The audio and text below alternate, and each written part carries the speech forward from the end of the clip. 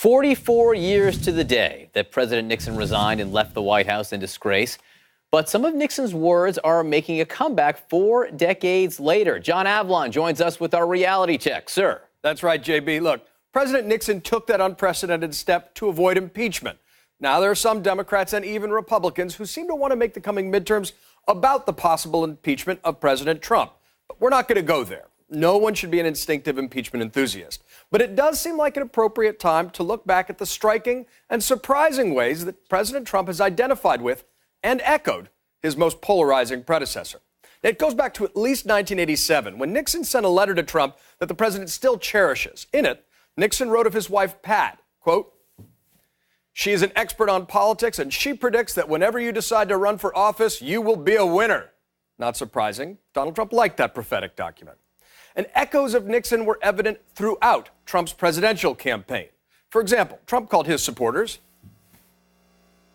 the silent majority. It's back, and it's not silent. Now, that is a line lifted directly from Nixon.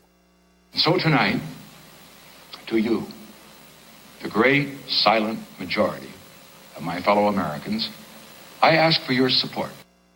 Different style, same substance. And in fact, Trump's 2016 convention speech was specifically touted by then campaign manager, Chairman Paul Manafort, as a return to Nixon's 1968 convention speech and its law and order theme.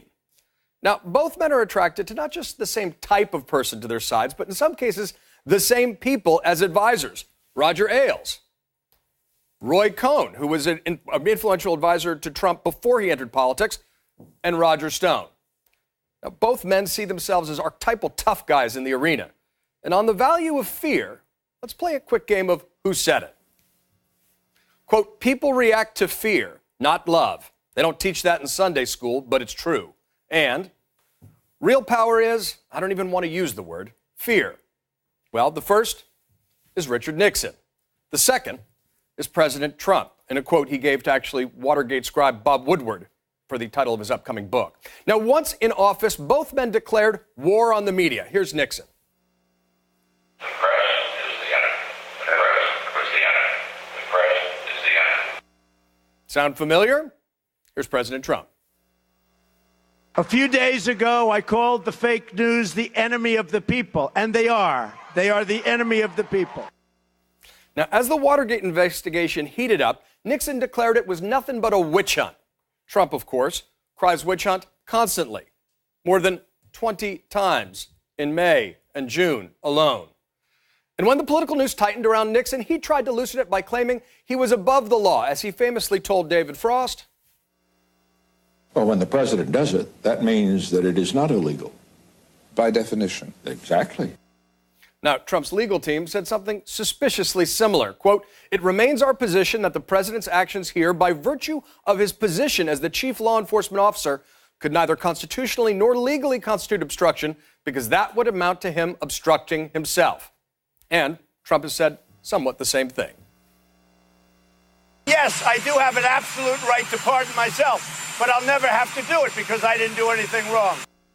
Now, finally, Nixon's resignation came after the Supreme Court decided unanimously that he had to turn over the secret White House tapes involving Watergate. Now, Judge Brett Kavanaugh has suggested that the Supreme Court might have made the wrong call against Nixon. Brett Kavanaugh, of course, is President Trump's pick for the Supreme Court. So as you can see, while many presidents are happy to treat Nixon as political kryptonite, Donald Trump likes to keep him close. And that's your reality check. Yeah, it's so interesting. I don't think that President Trump would have any problems with the comparison up until that point 44 years ago today. No, I think that's exactly right. He doesn't want to take the parallel too far, but he really does identify with Richard Nixon in a way that is unusual in modern American politics. All right, John? Unusual is one way to put it. Thanks very, very much.